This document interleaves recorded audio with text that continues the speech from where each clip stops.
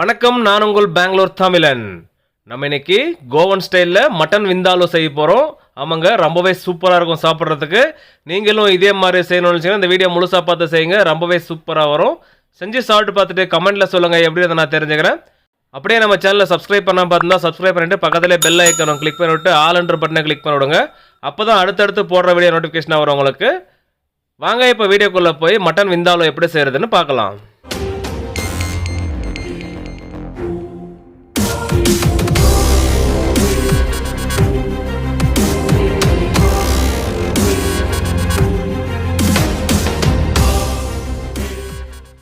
நம்ம இன்னைக்கு கோவன் ஸ்டைலில் மட்டன் கறி பண்ண போகிறோம். அதுக்காக மசாலா ப்ரிப்ரேஷன் பார்த்துக்கலாம். அதுக்கு ஒரு கடாயை வச்சுட்டு அதில் 150 ml ஆயில் ஊற்றிக்கலாம்.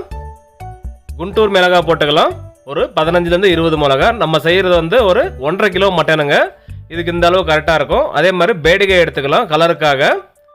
ரெண்டுமே ஈக்குவல் குவான்டிட்டியில் எடுத்துருக்கோம். அடுத்ததாக லவங்கம் சேர்த்துக்கலாம் ஒரு 10 பீஸு. அடுத்ததாக பட்டை சேர்த்துக்கணும். அது ஒரு 2 இன்ச்சில் ஒரு பட்டை எடுத்து வச்சுருக்கோம். அதை உடச்சி போட்டுக்கலாம் இந்த மாதிரி. சீரகம் 1 டேபிள் ஸ்பூன் போட்டுக்கலாம். அடுத்ததாக தனியா சேர்த்துக்கணும். முழு தனியா 4 டேபிள் ஸ்பூன் அளவுக்கு எடுத்துருக்கோம். அப்படியே வதக்க ஆரம்பிக்கலாம். இது நல்லா வதக்கணும். எந்த அளவுக்குன்னா எல்லாமே வதங்கி அந்த வாசம் வரும், அது வரைக்கும் இதை வதக்கணுங்க. இது வதங்கிறதுக்கு ஒரு 5 to 6 நிமிஷம் கண்டிப்பாக டைம் எடுக்கும். இப்போ இஞ்சி சேர்த்துக்கலாம். துருவனது 1.5 டேபிள் ஸ்பூன் அளவுக்கு. அடுத்ததாக பீல்டு கார்லிக் போட்டுக்கலாம். அது ஒரு 50 கிராம் எடுத்துருக்கோம். இப்போ சேர்த்து வதக்கலாங்க. நல்லா வதங்கி வர்ற சமயத்தில் வெங்காயம் போட்டுக்கணும். அதுக்காக 1/2 கிலோ வெங்காயம் எடுத்து வச்சிருக்கோம். அதை இதெல்லாம் சேர்த்துக்கலாம். இப்போ இதெல்லாம் சேர்த்து நல்லா வதக்கிட்டு இருக்கிறோம். இப்போ கிட்டத்தட்ட ஒரு 7 நிமிஷம் ஆயிடுச்சுங்க. நல்லா வதங்கி வந்துருச்சு. இந்த அளவுக்கு வந்தாவே போதும். ஸ்டவ் ஆஃப் பண்ணிட்டு இது வேற பாத்திரத்துக்கு மாற்றிடலாம். மசாலா ஆறி வந்ததுக்கப்புறம் இதை அரைச்சி எடுக்கணும். இப்போ நல்லா ஆறி வந்திருக்கு. ஒரு மிக்ஸி ஜாரில் போட்டு அரைச்சிக்கலாங்க. இதுக்கு வெனிகர் போட்டு அரைக்கணும். வெனிகர் ஸ்டாக் காலி ஆகிடுச்சு, வாங்கிட்டு வர போயிருக்காங்க. அது வரைக்கும் நம்ம என்ன பண்ண போகிறோம், தண்ணி ஊற்றி அரைச்சிக்கலாம்.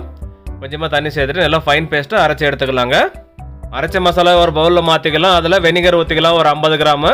ஏன்னா நம்ம அரைக்கிறப்ப வெனிகர் சேர்த்துருக்கணும். அது சேர்க்கறதுனால இப்போ சேர்த்துக்கிறோம். இப்போ அடுத்த ப்ராசஸ் என்னென்னு பார்க்கலாம் வாங்க. நம்ம இன்றைக்கி மட்டன் விந்தால குக்கரில் செய்ய போகிறோம். ஏன்னா அது சீக்கிரமாக வேகணுன்றதுக்காக இந்த மாதிரி செய்கிறோம். உங்களுக்கும் ஈஸியாக இருக்கும் செய்கிறதுக்கு. அதுக்காக தான் இந்த மாதிரி சொல்லி கொடுக்குறோம். 200 ml ஆயில் ஊற்றிருக்கோம். ஒரு 300 கிராம் வெங்காயம் போட்டுக்கலாங்க, ஃபைன் சாப்டு.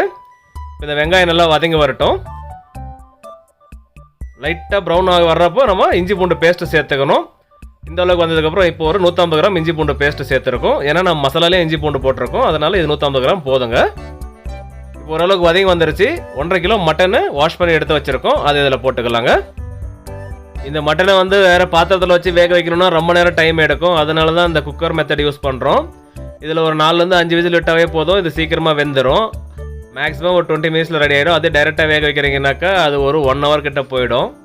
இப்போ நல்லா வதங்கி வந்துருச்சு. இந்த சமயத்தில் மசாலா போட்டுக்கலாங்க. நம்ம அரைச்சி வச்ச மசாலாவே முழுசாக இதில் சேர்த்துக்கலாம். நம்ம ரெடி பண்ண மசாலா இதுக்கு கரெக்டாக இருக்கும். முழுசாக சேர்த்துட்டு அப்படியே மிக்ஸ் பண்ணி விடலாங்க. நல்லா கொதி வர ஆரம்பிக்கட்டும். அந்த சமயத்தில் குக்கர் மூடி போட்டு விசில் விட்டுடலாங்க. அதுக்கு முன்னே இதில் கொஞ்சம் தண்ணி சேர்த்துக்கணும். ஏன்னா அந்த மட்டன் மூழ்கிற அளவுக்கு தண்ணி இருந்தால் தான் அது மட்டன் வேகும். அதனால் ஒரு 1 லிட்டர் அளவுக்கு தண்ணி சேர்த்துருக்கோம். இந்த கிரேவி வந்து கொஞ்சம் திக்காக தான் இருக்கும். மட்டன் வேகிறதுக்காக தண்ணி சேர்த்துருக்கோம். அப்புறமா அதை ட்ரை பண்ணிடலாம். இந்த சமயத்தில் உப்பு போட்டுக்கலாங்க. நம்ம எடுத்துக்கிறது ஒரு 1.5 டேபிள் ஸ்பூன் அளவுக்கு கல் உப்பு எடுத்துருக்கோம். அதை சேர்த்துக்கலாம். நீங்கள் டேஸ்ட்டை பார்த்து தேவைக்கேற்ப பார்த்து சேர்த்துக்கோங்க. அப்படியே நல்லா மிக்ஸ் பண்ணி விடலாங்க. கொதி வர ஆரம்பிச்சிடுச்சு பாருங்கள். இந்த சமயத்தில் உப்பு செக் பண்ணிக்கலாம். உப்பு கரெக்டாக இருக்குது. உங்களுக்கு தேவைன்னா பார்த்து சேர்த்துக்கோங்க. அப்படியே குக்கர் மூடி போட்டு விசில் விட்டுடலாங்க. நம்ம ஒரு 4 to 5 விசில் விட போகிறோம். கடைசியில் சொல்கிறோம் எத்தனை விசில் விட்டோன்னுட்டு. மொத்தமாக 4 விசில் விட்டுருந்தோங்க. ஸ்டீம் எல்லாம் வெளியே போனதுக்கப்புறம் இப்போ ஓப்பன் பண்ணிட்டோம். பாருங்கள் எவ்வளோ சூப்பராக இருக்குது. வாவ், மட்டன் நல்லா வெந்து வந்துருச்சு. அது எந்த அளவுக்கு வெந்திருக்குன்றதை எடுத்து காமிக்கிறோம் பாருங்கள். உங்களுக்கு கையில் எடுத்து ப்ரெஸ் பண்ணுறோம். அப்படியே சாஃப்டாக பஞ்சு மாதிரி போயிடும். இந்த ஸ்டீம் அப்படியே கேமரா மேலே வந்துட்டு இருக்கு. நல்லா வெந்துருச்சுங்க. இப்போ இந்த மட்டன் வந்து கிரேவியாக இருக்குது, ரொம்ப தண்ணியாக இருக்கிற மாதிரி இருக்கு இல்லையா. இதை வந்து நல்லா திக்காக்கணும். அதுக்காக நம்ம என்ன பண்ண போகிறோம், நல்லா ஹை ஃப்ளேமில் வச்சுட்டு கொதிக்க விட போகிறோம். அப்போ அந்த தண்ணியெல்லாம் ட்ரை ஆகிடும். ஏன்னா இந்த மட்டன் வந்து கொஞ்சம் திக்காக இருக்கணும். அதனால தான் இந்த மாதிரி செய்கிறோம். ஹை ஃப்ளேமில் வைக்கிறப்போ அந்த வாட்டர் கண்டென்ட்லாம் அதிகமாக அப்சர்வ் பண்ணிடும். ஹை ஃப்ளேமில் ஒரு 2 to 3 நிமிஷம் கொதி வந்தாவே போதும். இது ரெடி ஆகிடும். மல்லி இலை தூவிக்கலாம். இப்போது அப்படியே ஸ்டவ் ஆஃப் பண்ணிட்டோம்னா போதுங்க. இது அப்படியே திக்காகி வந்துடும்.